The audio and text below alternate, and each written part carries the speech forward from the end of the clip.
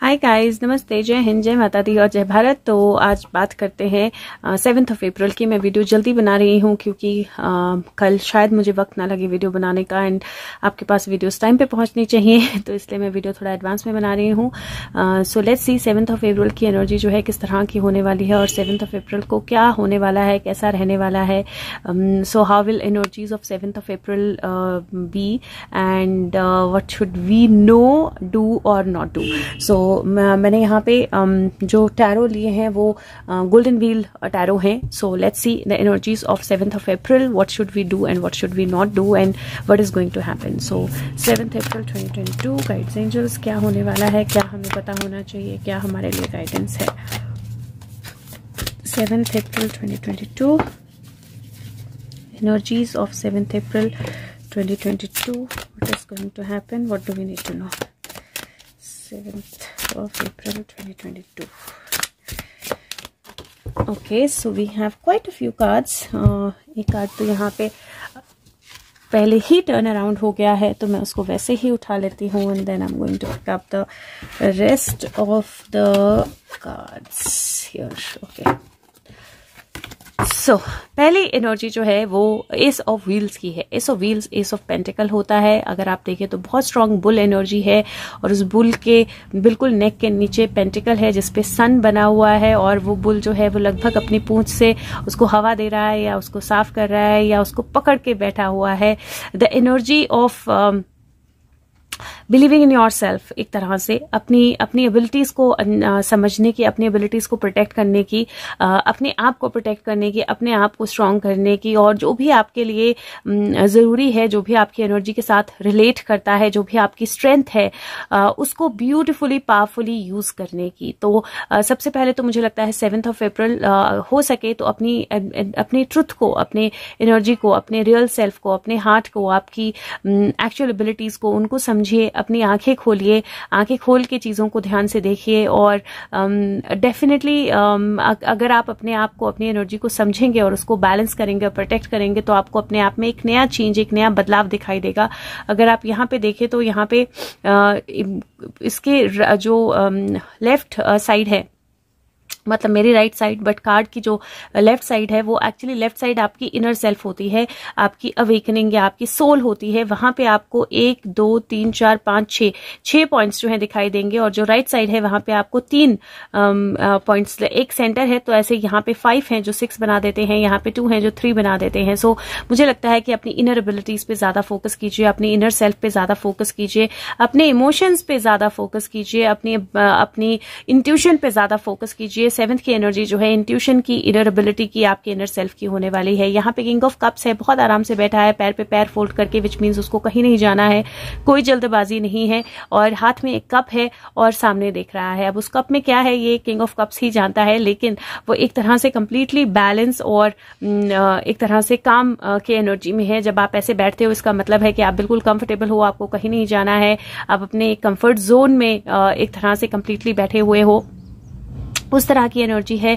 अपने आप को बैलेंस कीजिए, अपने आप को समझिए, अपने इमोशंस को बैलेंस कीजिए। कहीं मुझे ऐसा लगता है कोई गेन आपकी तरफ आ सकता है, कोई पुरानी इन्वेस्टमेंट आपको पे ऑफ कर सकती है, तो किसी तरह के गेन की एनर्जी जो है वो मुझे दिखाई दे रही है। ये भी हो सकता है कि कोई ऐसी न्यूज या कोई ऐसा चेंज हो दुनिया में कि आप एक्चुअली लिटरली अपना वो पॉपकॉर्न लोग की मूवी देखने बैठते थे ना, तो आप लिटरली उस तरह से अपना पानी का ग्लास या अपना जूस का ग्लास लेके टीवी के सामने बैठेंगे कि ये क्या हो रहा है, ये या क्या ये होने वाला है, या क्या क्रिएट हो रहा है। तो उस तरह की एनर्जी मुझे दिखाई दे रही है।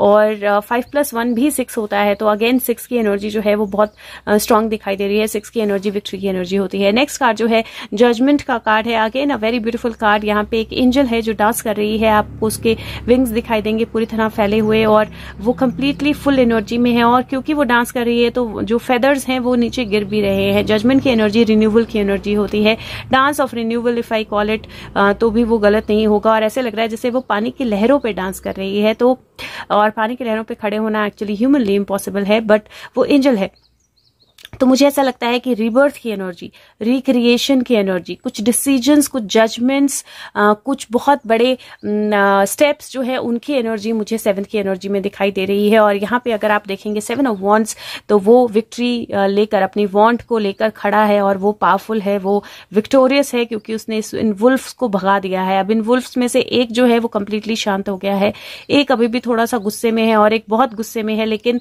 वो एक्चुअली कुछ कर नहीं पा रहे हैं। सो 3 वुल्फ्स हैं और ये पर्सन जो है इसने इन तीनों वुल्फ्स को एक्चुअली ठिकाने लगा दिया है, सेट कर दिया है। वो इस पे अटैक नहीं कर रहे हैं, वो जितना भी फ्रस्ट्रेटेड है, लेकिन वो इस एनर्जी से, इस पर्सन से भाग के दूर जा रहे हैं। और नेक्स्ट कार्ड जो है किंग ऑफ वॉन्ड्स का कार्ड है, अथॉरिटी, पावर, स्ट्रेंथ। और ऐसा लगता है इन कार्ड्स को देखकर कि आपको अपने पैशन को फॉलो करना है और जो भी आपके रास्ते की ब्लॉकेजेस हैं, अगर आप अपने पैशन को फॉलो करोगे, अपने ग्राउंड को स्टैंड करोगे, तो कुछ ऐसे डिसीजंस होने वाले हैं जो आपके रास्ते की सारी ब्लॉकेजेस को हटा देंगे। अब किंग ऑफ वॉन्ड्स हम किसी के साथ कनेक्ट भी करते हैं तो मुझे लगता है, हो सकता है कि वहां से भी कोई कम्युनिकेशन या मैसेज आए, बट ओवरऑल एनर्जी जो है मुझे ऐसी भी लग रही है जहां पे 3 की एनर्जी को लेकर शायद कोई बहुत बड़ा डिसीजन हो जाए। सो 3 जहां पे भी तीन की मिलीजुली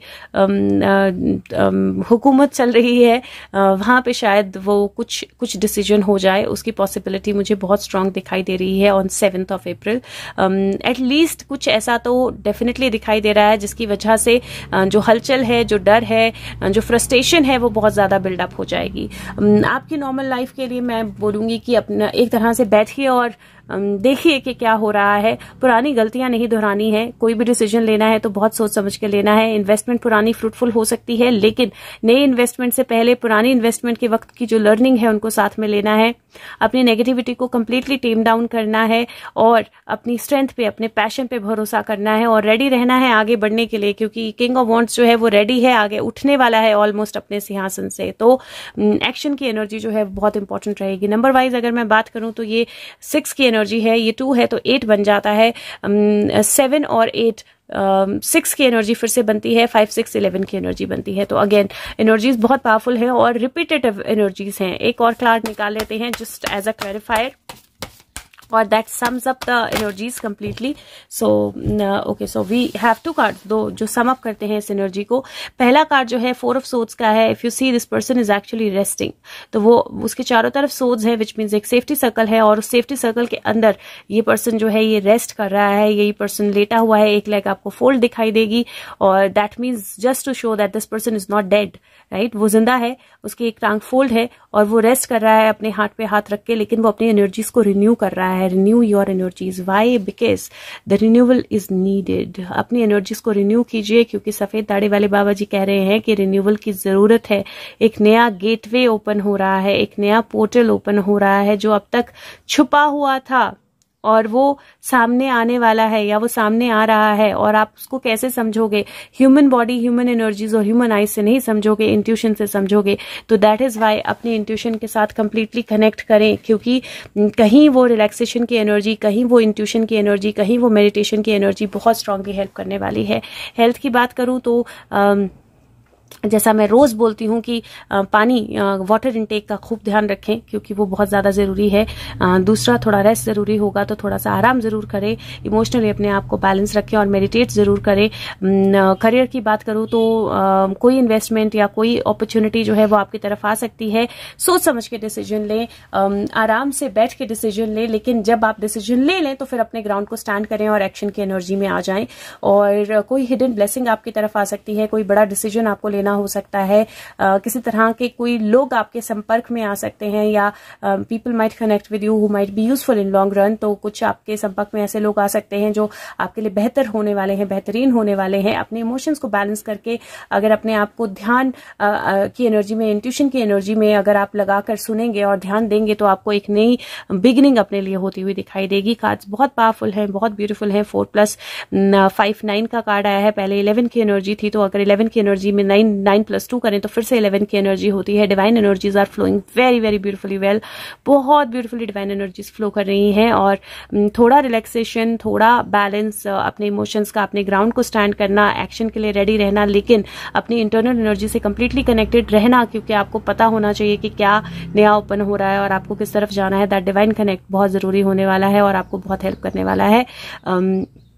अगर हो सके तो 1 सेकंड निकालिए, वीडियो को लाइक कीजिए और सबके साथ शेयर कीजिए। I will be truly grateful, क्योंकि जितने ज्यादा, जैसे कल की एनर्जी में सुशांत ने बोला है दैट नंबर मैटर करते हैं अब, तो जितने ज्यादा लोग हमारे साथ कनेक्टेड होंगे उतना ज्यादा बेहतर होगा, उतना ज्यादा सोल फैमिली आगे बढ़ेगी और आपकी भी एक तरह से रिस्पॉन्सिबिलिटी है उसको इंक्रीज करने की। तो I will be truly grateful. अगर आप कंटिन्यू कर रहे हैं तो आप कंटिन्यू कर सकते हैं। नेक्स्ट में हम बात करेंगे इंडिया और वर्ल्ड की।